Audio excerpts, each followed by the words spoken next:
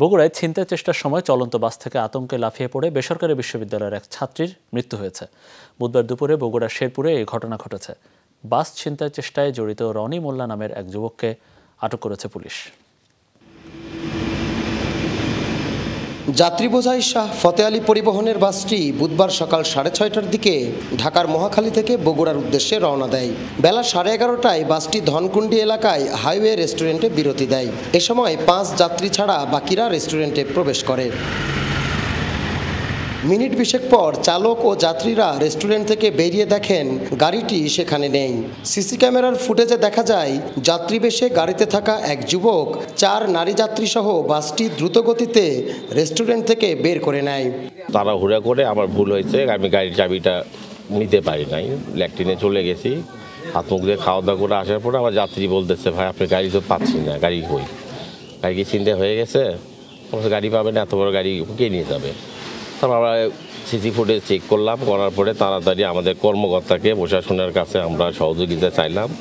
Police জানায় রনি মোল্লা নামের যুবকটি বাসটি নিয়ে ধনকুণ্ডি থেকে দ্রুত গতিতে বগুড়ার দিকে যেতে থাকে। শেরপুরের মির্জাপুর বাজার এলাকায় পৌঁছালে সঞ্জিদা আক্তার স্বর্ণা নামের বেসরকারি বিশ্ববিদ্যালয়ের এক ছাত্রী আতঙ্কে জানালা দিয়ে লাফিয়ে পড়ে। ঘটনাস্থলেই তার মৃত্যু হয়। পরে বাসসহ রনি মোল্লাকে আটক করে শাহজাহানপুর থানা পুলিশ। 4 জন মহিলা যাত্রী ফুড ভিলেজে ব্রেকের সময় তারা নামে নাই, তারা বাসে অবস্থান করছিল। এই সময় সেই ছেলেটা এসে তাদের বাসটা ট্রায়াল দেওয়ার কথা বলে রোডে উঠে সে দ্রুত গতিতে চলে আসতেছিল। একটা মেয়ে আতঙ্কিত হয়ে শেরপুরের মির্জাপুর এলাকায় বাস থেকে লাফ দিয়েছে মর্মে একজন যাত্রী আমাদেরকে জানায়, এবং আমরা পরবর্তী জানতে পারি যে সেই মেয়েটা শেরপুর স্বাস্থ্য কমপ্লেক্সে মারা গিয়েছে। যেখানে বাসটা রেখেছে তার আশেপাশে তার বাড়ি। তখন আমরা সেই এলাকায় খোঁজ করে সেই ছেলেটাকে আমরা আটক করি। নিহত স্বর্ণা বগুড়ার স্নিগ্ধা আবাসিক এলাকার বাসিন্দা।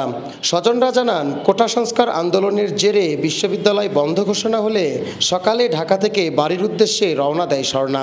7টার গাড়ি ফতে আসতেছিল, আসতে সে ফুড ভিলেজে কথা হয়েছে আমার সাথে। আমি বাবা কই তুমি, কইতে বাবা আমি ফুড ভিলেজে। কথার পর কথা, তাহলে ভালোভাবে আসো। এই পর্যন্ত হওয়ার পর আর মোবাইলে রিং নেই।